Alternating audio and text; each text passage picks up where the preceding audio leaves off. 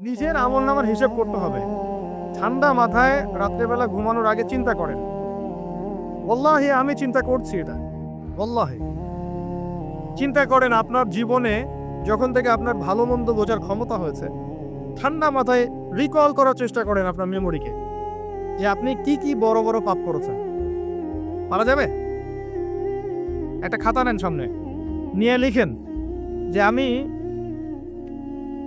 10টা বান্ধবীর সাথে প্রেম করেছি, বড় পাপ তো যে না। আমি মদ খেয়েছি বন্ধুদের সাথে, আমি গুন্ডাগিরি করেছি, একজনের হাতের রক কেটে দিয়েছি, পায়ে রক কেটে দিয়েছি। আছে না আমল নামের মানুষের? আমি রিলিফের মাল মেরে খেয়েছি, আমি বোনের সম্পত্তি অধিকার দেইনি, পিতা মাতাকে আমি বৃদ্ধাশ্রমে পাঠিয়েছি, আমি এটা করেছি ওটা করেছি। হিসাব করা যাবে না? এগুলো তো করেছি আর করি নাই। আমি নামাজ পড়ি নাই এতদিন, এত ওয়াক্ত, আমি যাকাত দেই নাই, আমি রোজা রাখি নাই। পারা যাবে না? আমরা না করলে কি হবে? লেখা আছে না? দেখানো হবে না? সে ব্যক্তি বুদ্ধিমান যে নিজের হিসাব নিজে নিয়ে নিল দুনিয়ায়। এই জায়গায় আসেন, নিজের হিসাব নিজে নিয়ে নেন দুনিয়ায়। এবার আপনি দেখবেন যে আপনার আমার পাপগুলো দুই ভাগে বিভক্ত। একটা হচ্ছে আল্লাহর সাথে জড়িত, আর একটা মানুষের সাথে জড়িত। আল্লাহর সাথে যেগুলো জড়িত, ইনশাআল্লাহ 2 রাকাত নামাজ, অনলি 2 রাকাত নামাজ ওযু করে এসে মুখলেস ভাবে আদায় করে চোখের পানি ফেলে দিয়ে শেষ রাতে আল্লাহকে বলা, আল্লাহ আমি এই পাপ করেছি, আল্লাহ আমাকে মাফ করুন। আল্লাহ রাব্বুল আলামিনের জন্য এটা মুহূর্তের ব্যাপার, আপনার সমস্ত পাপকে আল্লাহ পাক নেকি দিয়ে পরিবর্তন করে দিবেন ইনশাআল্লাহ। সূরা ফুরকানের শেষের দিকে আছে, ইল্লা মান তাবা ওয়া আমানা ওয়া আমিলা আমালান সালিহান ফাউলাইকা ইউবাদদিলুল্লাহু সাইয়্যাতিহিম হাসানাত। যারা তওবা করবে, ঈমান নিয়ে আসবে এবং আমলে সালেহ করবে, আমি আল্লাহ তাদের সমস্ত গুনাহগুলোকে নেকি দিয়ে পরিবর্তন করে দিব ইনশাআল্লাহ। আর এক শ্রেণীর পাপ পাবেন, সেটা হলো বান্দার সাথে জড়িত। এটা আল্লাহর কাছে মাফ চেয়ে লাভ নাই। আমাকে এসে বলতে হবে, ভাই আপনাকে গালি দিয়েছি, মাফ করে দেন। আমার আপনার কাছে গিয়ে বলতে হবে, ভাই আপনার গীবত করেছে, আমাকে মাফ করে দেন। আপনি আরেক ভাইয়ের কাছে গিয়ে বলবেন, ভাই আপনার টাকা আমি মেরে খেয়েছিলাম, টাকা নেন, শোধ করে নেন। প্রতিবেশীকে বলতে হবে, ভাই জমি নিয়ে নেন, জমি আমি মেরে খেয়েছিলাম। জনগণের সামনে এসে বলতে হবে, এই যে চালের বস্তা তোমাদের ছিল, আমি মেরে খেয়েছি, নিয়ে নাও। এত সহজ না। না হলে এগুলো কিয়ামতের মাঠে জমা থাকবে এবং পুলসিরাতে তারা দাঁড়িয়ে থাকবে। যখন আপনি আমি অনেক নেকি নিয়ে উঠবো, আল্লাহ পাক বলবেন নেকি দিয়ে দাও। কেন দিব?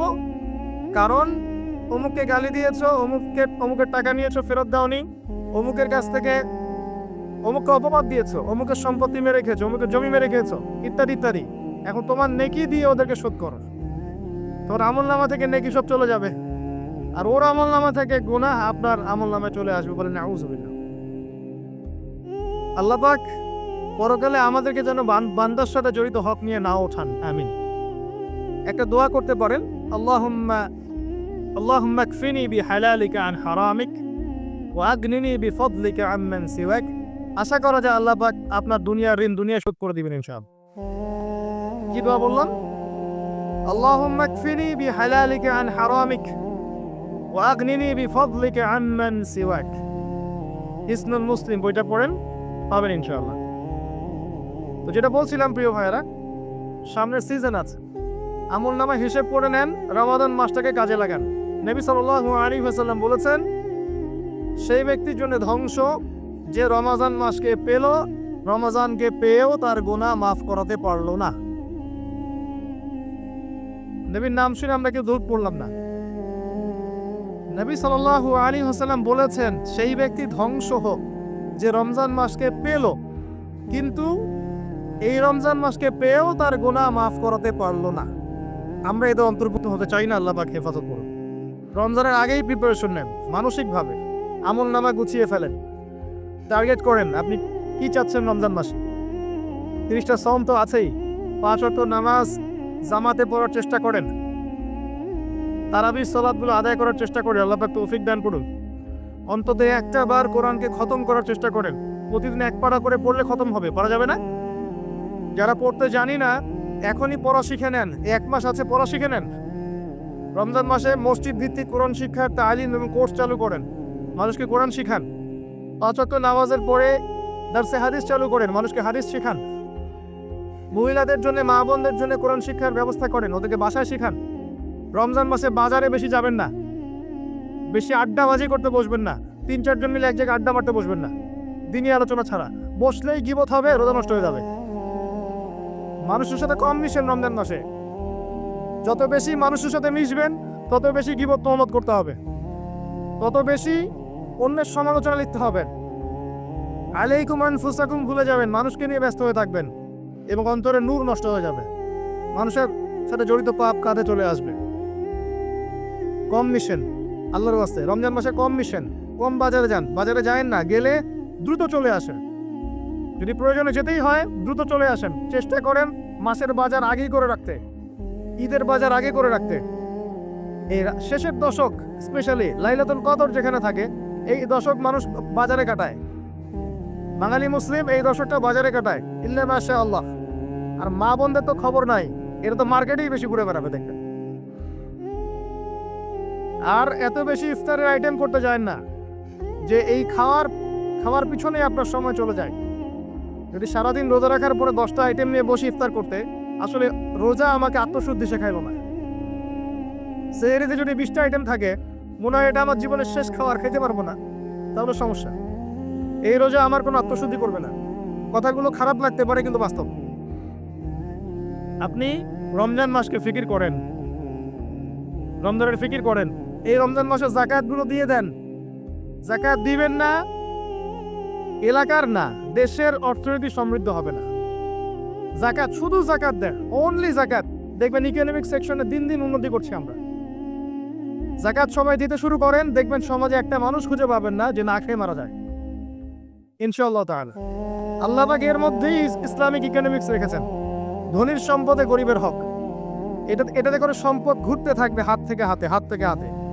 এতে করে সবাই খেয়ে পড়ে বাঁচবে। যখন আপনি সুদে যাবেন তখন এক শ্রেণীর মানুষ খাবে, আর এক শ্রেণীর মানুষ দরিদ্রতার অতল তলে চলে যাবে।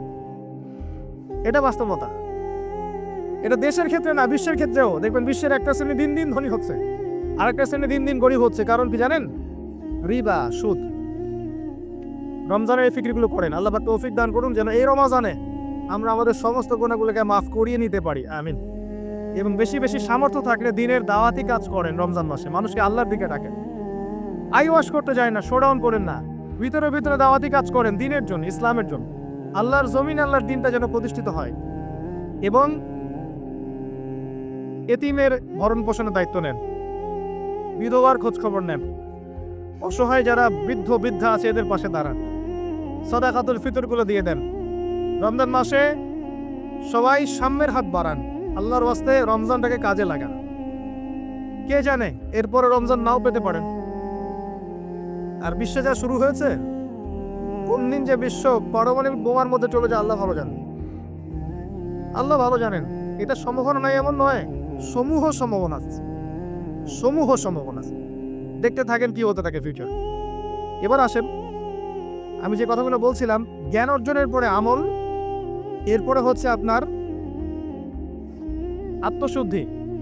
আত্মশুদ্ধির কয়েকটা মাধ্যম আমি বলে দেই। বেশি বেশি কোরআন তেলাওয়াত, বেশি বেশি আল্লাহর জিকির, বেশি বেশি মওতের স্মরণ, বেশি বেশি পরকালের ফিকির করা যাবে ইনশাআল্লাহ। এবং কম কম কথা বলা, কম কম খাওয়া, কম কম ঘুমানো, কম কম মানুষের সাথে মেশা করা যাবে। এগুলো আত্মশুদ্ধির জন্য দরকার আছে। এবং আত্মশুদ্ধিওয়ালা মানুষদের সহবতে গিয়ে থাকা করা যায়। আল্লাহ পাক তৌফিক দান করুন। এরপরে আসবেন বেসিক কাজে। আপনার ইকোনমি হালাল কিনা দেখেন। হারাম রিজিককে ঘরে ঢুকতে দিয়েন না, সুদকে ঢুকতে দিয়েন না। আল্লাহর ওয়াস্তে হাত জোর করে অনুরোধ করছি, সুদকে ঢুকতে দিয়েন না, ছেড়ে দেন। আল্লাহ আপনার রিজিকের দায়িত্ব নেবেন। ওয়ারযুকুহু মিন হাইসু লা ইয়াহতাসিব, এমন উৎস থেকে আল্লাহ আপনাকে রিজিক দিবেন আপনি কল্পনা করতে পারবেন না। আপনি মনে করেন না রিজিকের মালিক আপনি নিজেই, সুদ না খেলে আপনি রিজিক পাবেন না এমনটা ভাবেন না। এটা ভাবার নাম হলো শিরক। এটা শোনেন, যখন আপনি মনে করছেন যে এটা ছাড়তে আমি পারবো না, যদি আমি ছেড়ে দেই আমার পরিবার চলবে না, আমি চলতে পারবো না, মানে আপনি মনে করছেন রিজিকের মালিক আপনি নিজেই। এটা শিরক। আল্লাহর উপর তাওয়াক্কুল করে ছেড়ে দিতে পারলে দেখবেন আল্লাহ আপনাকে বেহিসাব রিজিক দেবেন ইনশাআল্লাহ। এটা আপনি কল্পনা করতে পারবেন না। মিন হাইসু লা ইয়াহতাসিব, আপনার কল্পনার বাহির থেকে আল্লাহ তাআলা রিজিক দিবেন ইনশাআল্লাহ। আপনি কল্পনা করতে পারলে আয়াতটা ঠিক হবে না, আপনার কল্পনার বাহির থেকে রিজিক আসবে ইনশাআল্লাহ। এবং এটা হচ্ছে, দিন দিন বহু মানুষ সুদ ছেড়ে দিচ্ছে আলহামদুলিল্লাহ, এবং হালাল ব্যবসা করছে, হালাল কিছু করার চেষ্টা করছে। আল্লাহ পাক ওদেরকে না খেয়ে রাখেন নাই, বরং সুদ খোরদের চেয়ে ভালো রেখেছেন আলহামদুলিল্লাহ। চেষ্টা করেন এরপরে বেসিক পরিবারের আদর্শ ঠিক করার জন্য। পরিবারে কালিমা থাকবে, কি থাকবে? লা ইলাহা ইল্লাল্লাহ, তাওহীদ থাকবে, পরিবারের সুন্নত থাকবে, পরিবারে তালিম থাকবে, পরিবারের মধ্যে পর্দা থাকবে, এবং এগুলো বাস্তবায়নের চেষ্টা আমরা করব। যদি এরপরে পরিবারবর্গ না শোনে, আপনি আসহাবুল কাহফ হয়ে যান। কথা বোঝা যায়? যদি বলতে বলতে, বুঝাতে বুঝাতে, দাওয়াত দিতে দিতে আপনি ক্লান্ত হয়ে যান, কিছুতেই মানুষ আপনার পরিবারবর্গ কথা না শোনে, সেপারেট পরিবার গঠন করে, আলাদা পরিবার গঠন, একা থাকে না। সুসম্পর্ক বজায় রাখেন, যার যার হক তাকে তাকে দিয়ে দেন, কিন্তু আপনি আলাদা পরিবার গঠন করেন, নিজে একা থাকে না।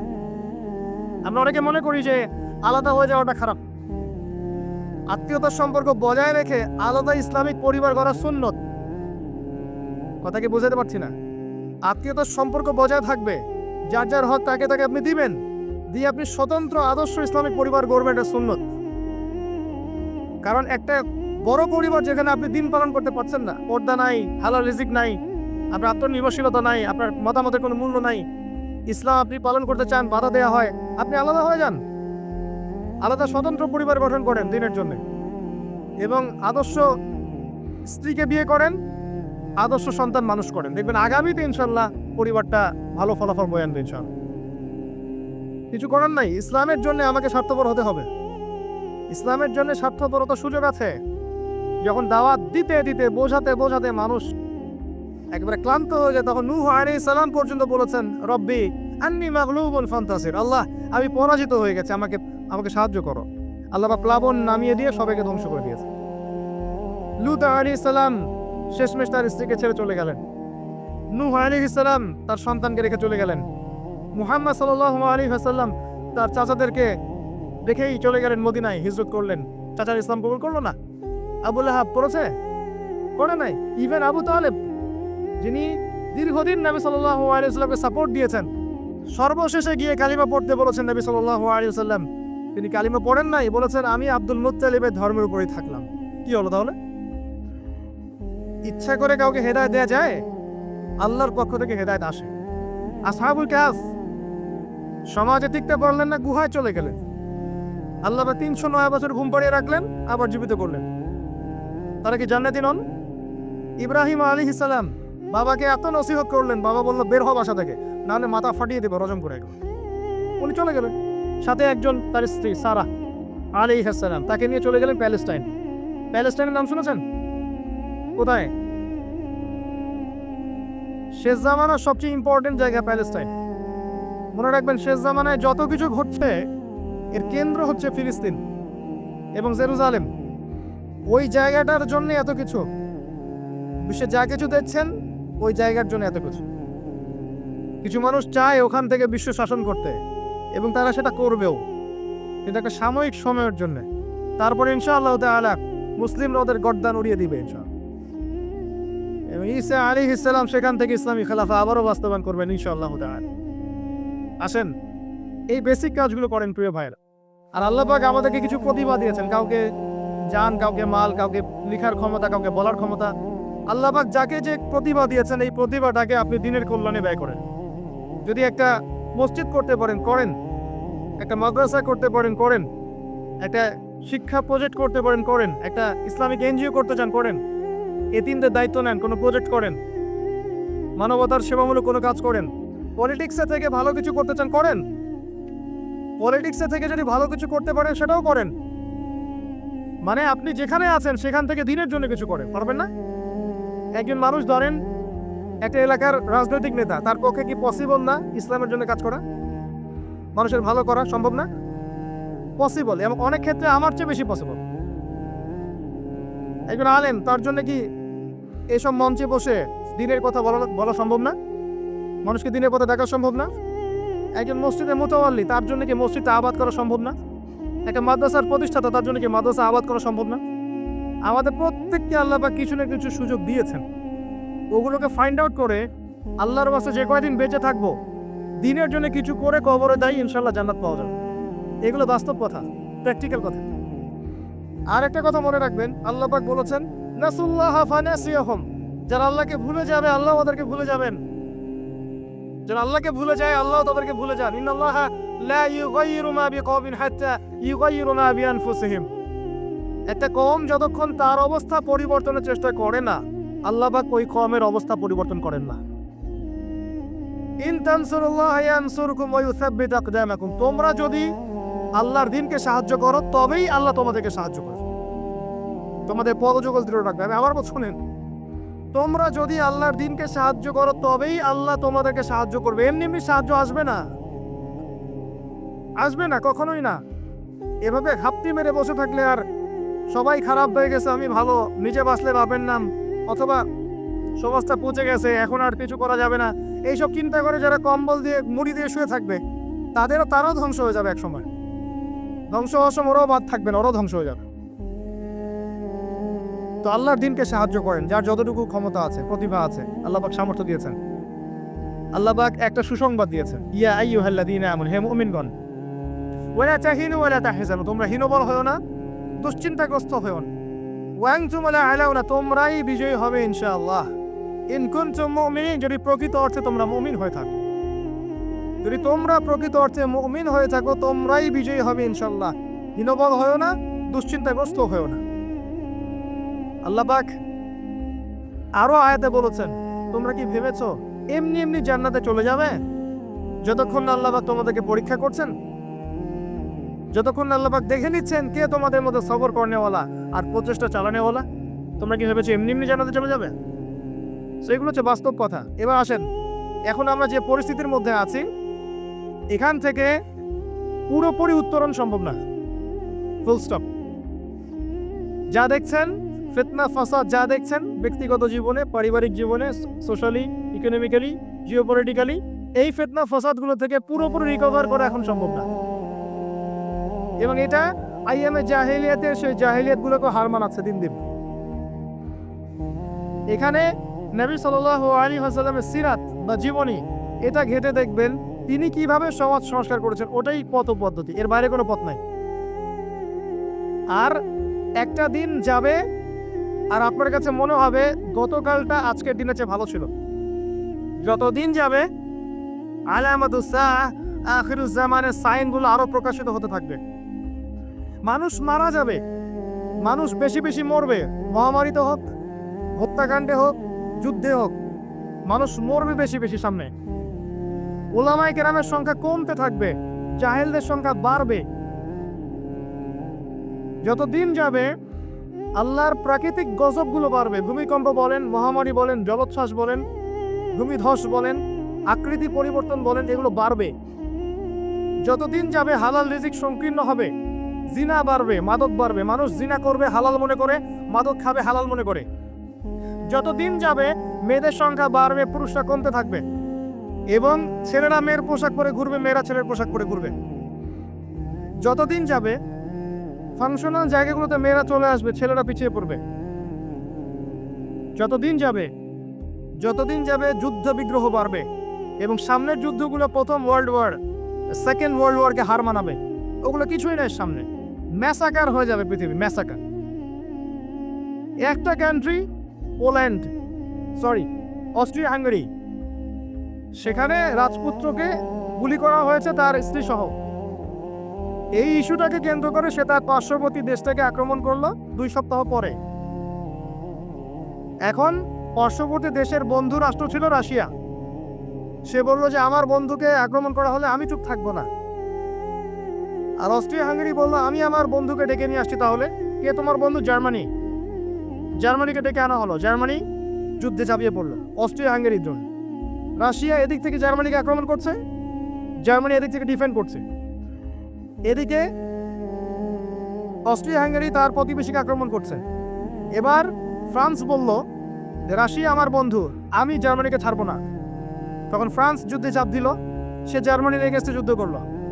ম্যাসাকার অবস্থা, এমন যুদ্ধ যে একদিনে 17,000 মানুষ মারা গেছে, কয়েক ঘন্টার মধ্যে 17,000 মানুষ শেষ, এমন হয়েছে। এবং পানি পথে, আকাশ পথে, সব পথেই হয়েছে। এবার ব্রিটেন বলছে, ব্রিটেন যে ফ্রান্স আমার বন্ধু, আমিও চুপ থাকবো না, সেও যুদ্ধে চলে আসলো। কি ইস্যুটা ছিল? ওই যে রাজপুত্রকে গুলি করে হত্যা করেছে 1914 সালের সামার গ্রীষ্মকালে। এই একটি ইস্যু থেকে আস্তে আস্তে একটা একটা করে দেশ হতে হতে হতে হতে আমেরিকা পর্যন্ত ইনভলভ হয়েছে এবং 5 থেকে 6 বছরের ব্যবধানে কয়েক কোটি মানুষ মারা গেছে, কয়েক কোটি। এগুলো হিস্ট্রি পড়েন। সামান্য ইস্যু নিয়ে বিশ্বে কি হতে পারে আপনার কল্পনা নাই।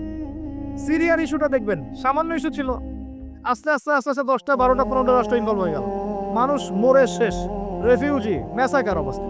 বিশ্ব এদিকে যাচ্ছে আস্তে আস্তে। চিরদিন এমন অবস্থা থাকবে না। নিজের আখের গোছান, নিজের আকীদা ঠিক করেন, আমল ঠিক করেন, পরকালের প্রস্তুতি নেন, হিসেব কিতাব চুকিয়ে দেন, হালাল খান, পরিবার গঠন করেন, পর্দা কায়েম করেন, দিনের জন্য কিছু করেন। সময় নাই হাতে আমাদের। ব্যক্তিগত কাজগুলো বেশি বেশি করে করেন, ওই দিকে দেখার সময় নাই। ওগুলো দেখে আপনি কিছু করতে পারবেন না, কারণ হাত বন্ধ, কিছু করার নাই। অতএব ওইসব বড় বড় ফিকির করে এখন আপনার লাভ নাই। ওটা যাদের করে তারা করবে, যাদের ওইসব ক্ষমতা আছে ওরা করবে, আপনি আমি করতে পারবো না। কিন্তু পরিস্থিতি বুঝতে পারছি যে পরিস্থিতি ভালো না, নিজের পরকালের ফিকির করেন। যতদিন যাবে এগুলো বাড়বে এবং মানুষের মধ্যে নৈতিকতা কমবে, পারস্পরিক হৃদ্যতা, ভালোবাসা কমে যাবে। বাপকে হত্যা করবে সন্তান, মাকে হত্যা করবে সন্তান, পিতা মানুষের দাস দাসীর মতো আচরণ করা হবে। দেখবেন কয়েকদিন পর জেনে এমনভাবে বাড়ছে যে মানুষ মেয়েদের দিকে আকর্ষণ হারিয়ে ফেলে ছেলেদের সাথে জেনে করা শুরু করবে। নাউজুবিল্লাহ পড়ছেন? এটা বাড়ছে দিন দিন। এটাকে বলে হোমোসেক্সুয়ালিটি বা সমকামিতা, দিন দিন বাড়ছে। এরপরে দেখবেন বাচ্চাদেরকে ধর্ষণ করা হবে, এটাও দিন দিন বাড়ছে এখন। এরপরে মানুষ কি করবে জানেন? গবাদি পশুর সাথে জেনা করবে। দেখে নিন, এই কথাও ফলবে ইনশাআল্লাহ। আর ইকোনমিক সেকশনে তো অনেক আগে বলেছিলাম আপনার টাকার মান কমবে, সম্পত্তি লস হবে, দিন দিন দিন দিন এদিকে ওয়ার্ল্ড যাবে। কি করবেন? ওই যে কাজগুলো বলেছি, বেসিক কাজগুলো ঠিক করেন। আল্লাহর ওয়াস্তে প্রথমে তওবা করে আল্লাহর দিকে ফিরে আসেন, আকীদা ঠিক করেন, আমল বেশি বেশি করার চেষ্টা করেন, সুন্নাহ মাফিক জীবনযাপন করেন, আল্লাহর ওয়াস্তে হালাল খান, হারামে যায় না। পারিবারিক আদর্শ সুন্দর করার চেষ্টা করেন, যদি কথা না শুনে একক পরিবার গড়ে তোলেন, সন্তান সন্ততিকে মানুষ করেন, আপনার জানমাল যা আছে এটাতে দিনের কোনো খেদমত করেন, চেষ্টা করেন দিনের কোনো কল্যাণ করার জন্য, যেটাকে নিয়ে আপনি আল্লাহর সামনে দাঁড়াবেন। আল্লাহ, আমি মাজুর ছিলাম, এতটুকু করে তোমার কাছে এসেছি, আমাকে মাফ করে দাও। এর বেশি কিছু আমার বলারও নাই, আসলে আমাদের করারও আছে বলে আমার মনে হয়। আল্লাহ পাক আমাদের সবাইকে কথাগুলো বোঝার তৌফিক দান করুন এবং আমাদের সবাইকে আল্লাহ পাক আকীদা সংস্কার করার তৌফিক দান করুন। বেশি বেশি নেক আমল করে আল্লাহ পাক তৌফিক ইনায়াত করুন। আল্লাহ পাক আমাদের সবাইকে হালাল রিজিকের ব্যবস্থা করে দিন। আল্লাহ পাক আমাদের সবাইকে আদর্শ পরিবার গড়া তৌফিক দান করুন। আল্লাহ রাব্বুল আলামিন আমাদের যে যেখানে আছি সেখান থেকে দিনের খেদমত করার তৌফিক দান করুন। দুনিয়ার এই শেষ জামানার ফিতনা ফাসাদগুলো থেকে আল্লাহ পাক আমাদেরকে বাঁচিয়ে রাখুন এবং বেঁচে থাকার জন্য আমাদের মনোবল তৈরি করুন, মানসিকতা তৈরি করুন। মুসলিমদের মাঝে আল্লাহ পাক ঐক্য দান করুন, উলামায়ে কেরামের মাঝে আল্লাহ পাক ঐক্য দান করুন। আমাদের পলিটিক্যাল নেতাদেরকে আল্লাহ পাক হেদায়েত করুন। আল্লাহ পাক তাদের মধ্য থেকে ওমর, হামজার মতো, সাহাবীর মতো মানুষকে বের করুন। আল্লাহ পাক প্রশাসনকে হেদায়েত করুন, তাদেরকে আল্লাহ পাক ইসলামের পক্ষে কাজ করা তৌফিক দান করুন। আল্লাহ রাব্বুল আলামিন আমাদের মধ্যে যারা মারা গেছে আল্লাহ পাক সবাইকে মাফ করে দিন, যারা অসুস্থ আছে সবাইকে আল্লাহ পাক শেফায়ে কামেলা দান করুন। আমাদের পরবর্তী প্রজন্মটাকে আল্লাহ পাক ইসলামের জন্য কবুল করুন, আমিন। এই বলে আমি আমার সংক্ষিপ্ত আলোচনা শেষ করছি। আকুলু কওলি হাযা আস্তাগফিরুল্লাহ লি ওয়া লাকুম ওয়া লিসাইরিল মুসলিমিন। বারাকাল্লাহু লানা ওয়া লাকুম বিল আয়াতিল হাকীম ইন্নাহু তাআলা জাওয়াদুন কারীমুন রাউফুর রহিম।